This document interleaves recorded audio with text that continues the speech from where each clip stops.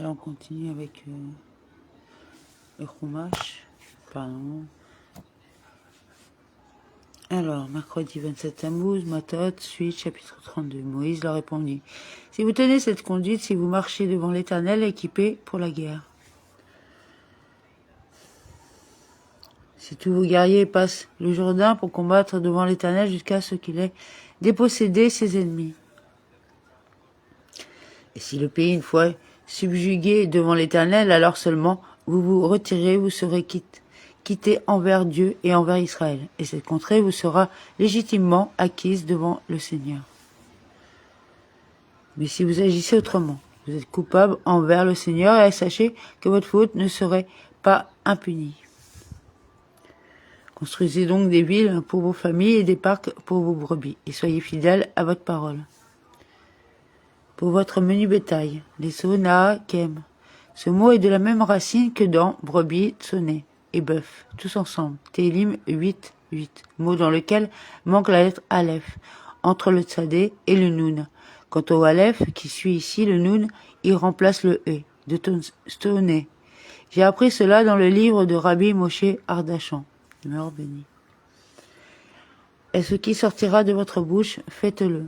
Ce que vous avez dit à Hachem, car vous vous êtes engagé à combattre jusqu'à la conquête et le partage du pays. Moshe leur avait uniquement demandé, le pays sera subjugué, et après vous reviendrez, verset 22, tandis qu'ils ont promis de ne pas rentrer, jusqu'à ce qu'héritent les fils d'Israël, verset 18. Ils se sont donc engagés en plus à rester pendant les 7 ans qu'allait durer le partage, et ils ont tenu parole.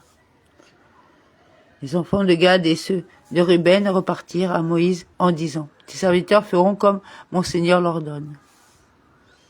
Les fils de Gad et les fils de Reuven dirent, littéralement, dit, au singulier, unanimement, comme un seul homme. Nos enfants, nos femmes, nos troupeaux et tout notre bétail resteront là, dans les villes de Galaad. Tandis que tes serviteurs, tous ceux qui peuvent s'armer pour la milice, marcheront au combat devant l'Éternel, comme l'a dit mon Seigneur. Moïse enjoignait à leur sujet au pontife Lazare, à Josué, fils de Nun, et aux principaux membres des tribus des enfants d'Israël. Moshe ordonna à leur sujet Lahem. C'est comme s'il était écrit, Alechem. Il donna des ordres à Elazar et à Yoshua au sujet de leur pacte, comme dans Hachem Gegora pour vous, Lakem. Shemot 14, 14. En leur disant, si les enfants de Gad et ceux de Ruben, tous ceux qui peuvent s'armer pour la lutte, passent avec vous le Jourdain devant le Seigneur et vous aident à soumettre le pays, vous leur attribuerez la contrée de Galad comme propriété. Mais s'ils ne marchent point en armes avec vous, ils devront s'établir au milieu de vous, dans le pays de Canaan. Les enfants de Gad et ceux de Ruben répondirent en ces termes, ce que l'Éternel a dit à tes serviteurs, ils le feront exactement. Oui, nous passerons en armes devant le Seigneur dans le pays de Canaan, conservant la possession de notre héritage de ce côté-ci du Jourdain. Et la possession de notre héritage sera pour nous, c'est-à-dire entre nos mains. Entre notre pouvoir restera la possession de notre héritage de ce côté-là. Alors Moïse octroya aux enfants de Gad et à ceux de Ruben ainsi qu'à la moitié de la tribu de Manassé, fils de Joseph, le domaine de Sion, roi des Amoréens, et le domaine d'Og, roi de Bassan, tout ce pays selon les limites de ses villes, les villes du pays dans toute son étendue. Les enfants de Gad repartirent d'Ibon, Ataroth et Aroer, Atrod, Shofan, Yazer et Yog-Béar, Beth Nimra et Beth Haran, comme ville forte et parc à bétail. Ville de forteresse et enclos de menu bétail. Cette fin de verset fait suite au début du récit. Les fils de Gad construisirent. Verset 34. Ces villes-là pour en faire des villes de forteresse et des enclos de menu bétail. Les enfants de Ruben repartirent Esbon, Elalé et Kiriath-Taïm. Nebo, Baal, Méon, qui changèrent de nom. Sibma, et remplacèrent par d'autres noms les noms des villes qui rebâtirent. Et Nebo et Baal, Méon, dont les noms furent changés. Nebo et Baal, Méon étaient des noms d'idoles. Les Émoris les avaient ainsi appelés et les enfants de Réhouven leur ont donné d'autres dénominations. C'est ce que veut dire dont les noms furent changés. Nebo et Baméon ont pris d'autres noms. Les Sivma contredisirent Sivma, qui est le Sévam cité plus haut, verset 3. Les enfants de Makir, fils de Manassé, marchèrent sur le Galade et s'en rendirent maîtres et expulsèrent les Amoréens qui l'habitaient. Il déposséda, comme le rend le Targonogénos, et il expulsa. La racine Hirsch sert à deux usages, hériter et expulser. Et Moïse donna le Galade à Makir, fils de Manassé, qui s'y établit. Yaïr, descendant de Manassé, y alla aussi et s'empara de leur bourg, qu'il nomma bourg de Yaïr. Leur bourg, comme le rend le Targonogénos, leur village, il les appela bourg de Yaïr. Comme il n'avait pas d'enfants, il leur a donné son nom à titre de souvenir. Noba aussi y alla et s'empara de Kéna et de sa banlieue qu'il appela Noba de son propre nom. Il l'appela Novar. Le « et » du mot « là » ne porte pas de mapique. Et j'ai lu dans le livre de Rabbi Moshe Ardachan que l'absence de mapique est due au fait que la ville n'a pas conservé ce nom. Le mot « là » devant être lu comme la négation de l'eau. Mais je serais curieux d'apprendre l'interprétation qui donnerait aux deux mêmes mots contenus dans Boaz, lui l'a dit, Ruth 2,14, et dans pour lui, la bâtir une maison. Zechariah 5,11. Chapitre 33. Voici l'itinéraire des enfants d'Israël depuis qu'ils furent sortis du pays d'Égypte selon leur légion, sous la conduite de Moïse et d'Aaron. Celles-là sont les étapes. Pourquoi ces étapes sont-elles énumérées? Pour faire connaître les bontés de Hachem. Car s'il est vrai qu'il a décidé de déplacer les enfants d'Israël et de les faire vagabonder dans le désert, on ne peut pas dire qu'ils ont dû errer et vagabonder d'étape en étape pendant tous ces 40 ans sans jamais y trouver de repos. Car l'énumération qui va suivre porte sur 42 étapes, desquelles on en déduira 14, tout parcouru pendant la première année avant le prononcé de la condamnation, à savoir depuis leur départ de Ramsès jusqu'à leur arrivée à Rithma, lieu d'où ont été envoyés les explorateurs. En effet écrit, et après le peuple partir de Hatzeroth, ils campèrent dans le désert de Paran, Supra 12-16, suivi de Envoie-toi des hommes, Supra 13-2. Or, il est écrit ici, ils voyagèrent de Hatzeroth, ils campèrent à Rithma, verset 18, ce qui permet de conclure que cet endroit se trouve dans le désert de Paran. Il faut encore déduire 8 autres étapes qui ont été parcourues après la mort de Aaron, pendant la 40e année de hors la montagne jusqu'aux plaines de Moab. Il en résulte que pendant toutes ces 38 années, ils n'ont parcouru que 20 étapes. Cela se trouve dans le livre de Rabbi Moshe Ardachan, quant à Rabbi Taouma qui propose une autre explication midrashique. Cela ressemble à un roi dont le fils avait été malade et qui avait conduit à un endroit éloigné pour le faire soigner. À leur retour, le père s'est mis à énumérer toutes leurs étapes. Ici, nous avons dormi, ici, nous nous sommes rafraîchis, ici, tu as eu des maux de tête, etc. Moïse ascrivit leur départ et leur station sur l'ordre de l'Éternel. Voici donc leur station et leur départ.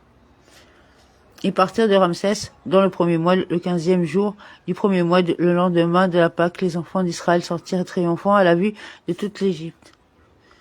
Tandis que les Égyptiens ensevelissaient ceux que l'Éternel avait frappés parmi eux, tous les premiers-nés, l'Éternel faisait ainsi justice de leur divinité. Et les Égyptiens enterraient.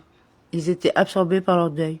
Partis de Ramsès, les enfants d'Israël s'arrêtèrent à Sukkot. Ils repartirent de Sukkot et se campèrent à Étam, situé sur la lisière du désert. Puis ils partirent d'Étam, rebroussèrent vers Pi, Aïot, qui fait face à Baal, Séphon, et campèrent devant Migdol. Ils partirent de devant Pi Aïrot, se dirigèrent en traversant la mer vers le désert et après une marche de 3 journées dans le désert d'Étam, s'arrêtèrent à Mara. Partis de Mara, ils arrivèrent à Élim. Or, à Élim étaient 12 sources d'eau et 70 palmiers, et ils s'y campèrent. Puis ils repartirent d'Élim et campèrent près de la mer des Jonques. Ils repartirent de la mer des Jonques et campèrent dans le désert de Sin. Ils repartirent du désert de Sin et campèrent à Dofka. Ils repartirent de Dofka et campèrent à Alouche. Ils repartirent d'Alouche et campèrent à Réphidim, où il n'y eut point d'eau à boire pour le peuple. Ils repartirent de Réphidim et campèrent dans le désert du Sinaï. Ils repartirent du désert du Sinaï et campèrent à Kibrot, à Tahava. Ils repartirent de Kibrot à Tahava et campèrent à Haséroth. Ils repartirent de Haséroth et campèrent à Rithma. Ainsi nommé à cause de la médisance des explorateurs, comme il est écrit, que te donnera-t-on et que t'ajoutera-t-on langue trompeuse, des flèches aiguës d'un homme puissant et des charbons ardents de Géné, Rétamim, Télim 120, 3 et 4. Et repartirent de Rithma et campèrent à Rithmon-Pérès.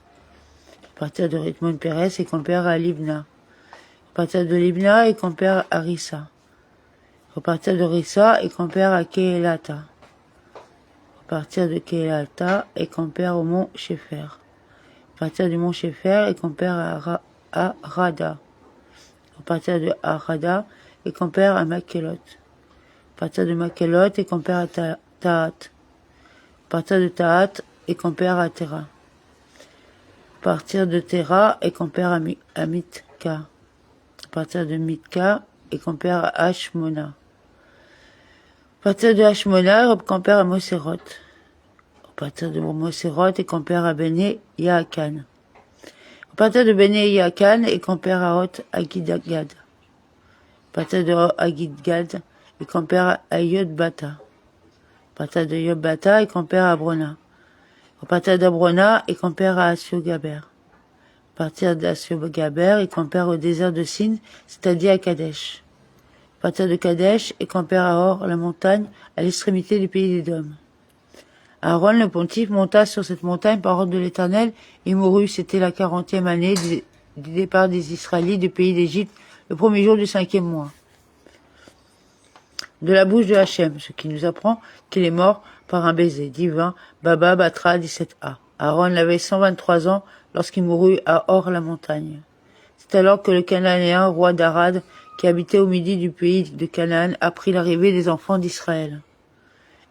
Entendit le Canaani, d'où l'on apprend que la nouvelle qu'il a entendue était la mort d'Aaron, car les nuées de gloire ont alors disparu. Il croyait qu'il lui était désormais loisible d'attaquer Israël. Voilà pourquoi le texte revient sur le sujet Rod Hachana 3a. Puis repartir de hors la montagne et vers camper à Kalmona. Partir de Kalmona et camper à Punon. Partir de Punon et camper à Obot. Partir de Obot et camper à lié à Abarim, vers les conflits de Moab. Aïe à Abarim, expression désignant des ruines et des décombres, comme dans et je ferai des Samaries un morceau, Léhir, dans les champs, Mika 1.6, ou dans ils ont réduit Jérusalem en morceaux, les Chiyim, de pierre, Télim 79.1, et repartirent d'Iyim et campèrent à Dibon-Gad. Repartirent de Dibon-Gad et campèrent à Almon, Diblatayim. Repartirent d'Almon Diblatayim et campèrent parmi les monts Abarim en face de Nebo. Repartirent du mont Abarim et campèrent dans les plaines de Moab près du Jourdain qui est vers Jéricho. Ils occupaient la rive du Jourdain depuis Beth Haye Shimot jusqu'à Abel Hachitim dans les plaines de Moab. Depuis Beth Haché Shimot jusqu'à Ave Hachitim. On apprend ici que le camp d'Israël mesurait 12 000, car Rabba Barbar Anna a enseigné. J'ai vu cet endroit, etc. Hérovine 55b. Avel Hachitim. La plaine de Chittim s'appelait Avel. Amen.